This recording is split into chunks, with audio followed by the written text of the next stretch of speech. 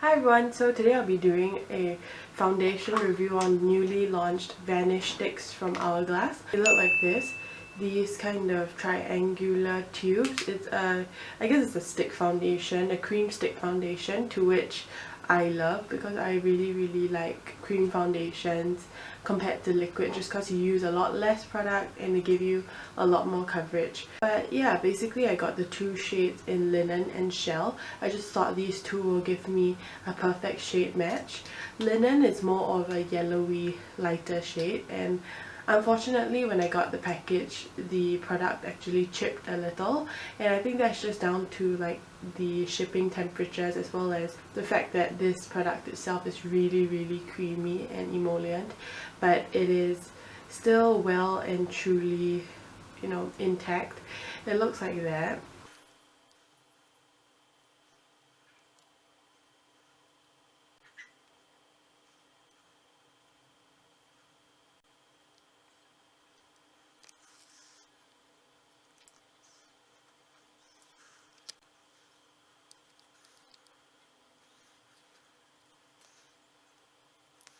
Unfortunately, it just doesn't look like a triangular tip, but the product itself is really good. You can see it comes out in this triangular form, and yeah, it's just super richly pigmented, and it's said to be so pigmented that you can use these as concealers as well. So yeah, we'll just give that a go for the full day tried and tested review. And if you want to see how these products work and how they last and whether they apply well on acne prone skin, on oily skin, on combination skin, then just keep on watching.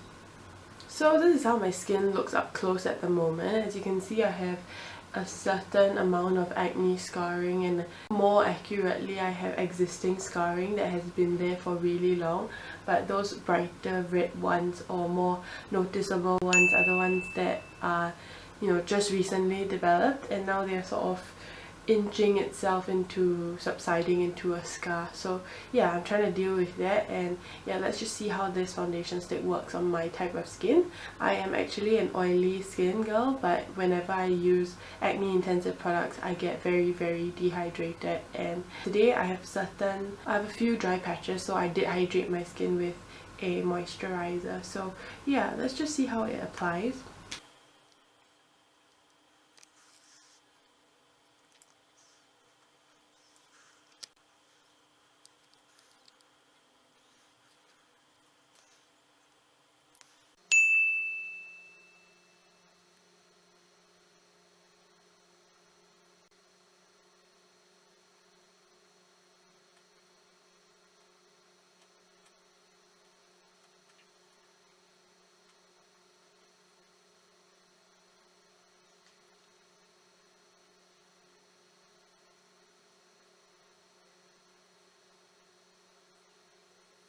So just going over with a kabuki brush, because the dual fiber brush tends to leave streaks on foundation, but actually the foundation itself isn't streaky, if that makes sense. It's just a brush. I like to use a light kind of fiber brush so that it doesn't irritate my skin. But anyways, as you can see on this side, I think it's an extremely good shade match. This is where the foundation is applied and this is where it isn't. So as you can see, the shade difference is kind of almost negligible. I'm really liking it. It makes my skin look, I wouldn't say super natural, but it doesn't look like I put too much makeup. It doesn't look cakey at all. It's not creasing in anywhere. As I smile and do this, it's not even bunching up in my fine lines, so that's a good sign. I think that overall I'm still quite pleased with it. We just have to see how it builds up in coverage on dark circles. So let's just move on to the other side.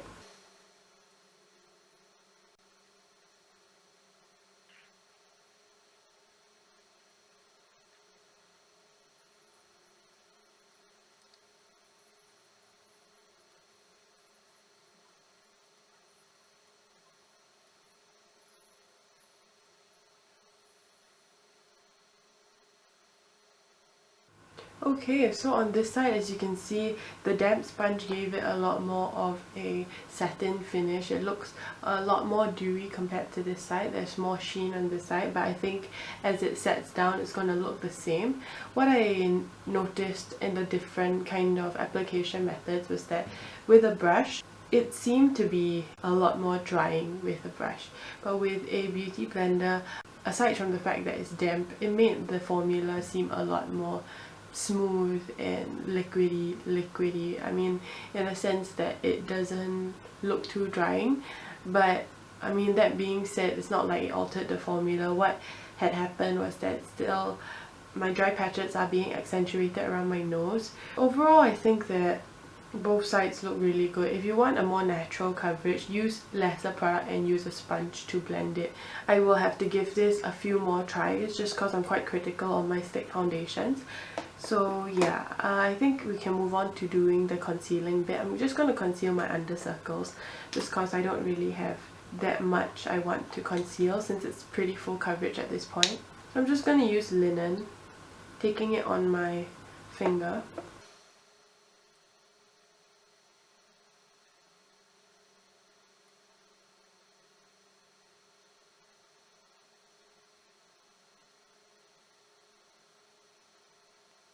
So yeah, I think it neutralized my circles pretty well. As I said, it has a very nice subtle yellow undertone, so it makes it good for counteracting purple bags. I don't really have that much to say at this point.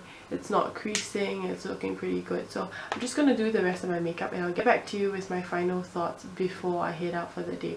Do remember that I do an evening check-in so you can see how truly this holds up. At the moment, I'm really liking it without any other makeup products, but we'll see how this applies with the several other steps on top.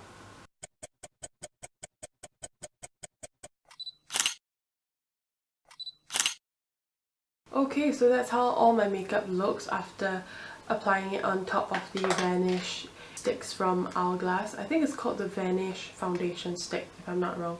So yeah, what I have to say about these actually took a little negative of a turn because at the moment my skin is kind of dry, and I mean it's not as dry as it is when I am severely dehydrated, but definitely around my nose and my chin is flaky, and this really accentuated it. I think it is making me feel kind of insecure, making me kind of pick at my dry skin, but I think overall, surprisingly enough, I did set it with a setting spray, but the foundation stick did not turn out to be as matte as I thought it would be. It's actually increasingly becoming a little more sheeny, a little bit more of my oils are sinking through, and it's pretty just very natural looking in a way that is allowing like not that matte and one-dimensional look to just be what its finish is supposed to be. It actually has a little bit more dimension to that. It gives off quite a nice healthy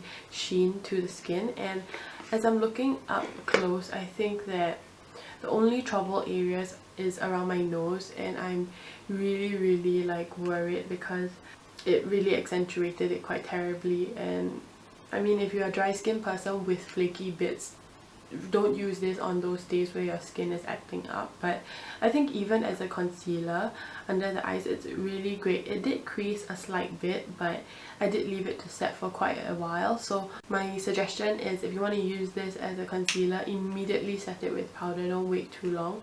But yeah, I think it has significantly brightened everything, and it's amazing how just with this foundation sticks, it just gave you that full coverage. I think I rarely am able to get full coverage right off the bat. This, once you use it, it's just full coverage, and you can sort of alter the level of intensity you want it to be by using lesser product or more. So I think this is really concentrated stuff, and if you guys are interested in picking this up, I got mine from the Hourglass website direct. I'm not sure when it will launch in Singapore, but if it does, then yeah, I hope this review does help you in deciding which sort of Hourglass foundation that you want to try. If you want to check out my other Hourglass brand focus review, it's in the description box, where I try out their hyaluronic skin tint, which is another foundation of theirs, as well as a whole bunch of their illuminating ambient lighting type of products, and also including their bronzers and all that kind of thing. So if you want to check that out, do check it out in the description box below. So yeah, this is just my morning check-in. I'll check back in when I get back at the end of the day.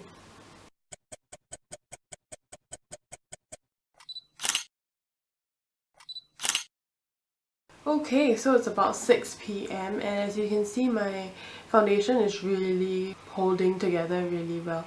I think that when I left in the morning I was really worried about the dry patches being exposed and also just getting drier throughout the day. But what I can say is that I did not really set this area with powder just because I wanted to maintain the hydration in my moisturizer, and I think the moisturizer really did wonders. If you want to know what moisturizer I'm using the Avène Nutritive Compensatrix cream, I think, and yeah, that really just gave my whole skin a really healthy and hydrated finish. But overall, the condition of the drying area around my nose and chin did not exacerbate throughout the day, which I'm thankful for, but at the same time I really did not like the fact that it was accentuated. But overall, I just think that it held up really well, and that I will definitely repurchase this when I do run out of it, just cause it looks really great and I used like not as much as a pump of foundation, if that makes sense. Overall, it just makes my skin really put together, and I'll definitely use this for a formal occasion just cause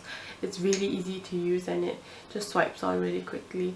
I'm not sure if this has SPF in it, but I doubt it. If it does, just check out the description box for full details, or you know, with the claims that appeared on the screen in the beginning that sort of just listed what this product is and what it claims to do. So yeah, I hope you guys enjoyed this review, and if you have any questions or queries, do leave it in the comments below, and if you want me to try any other products, do leave it down there as well. So with that, I'll just see you guys in the next one. Bye!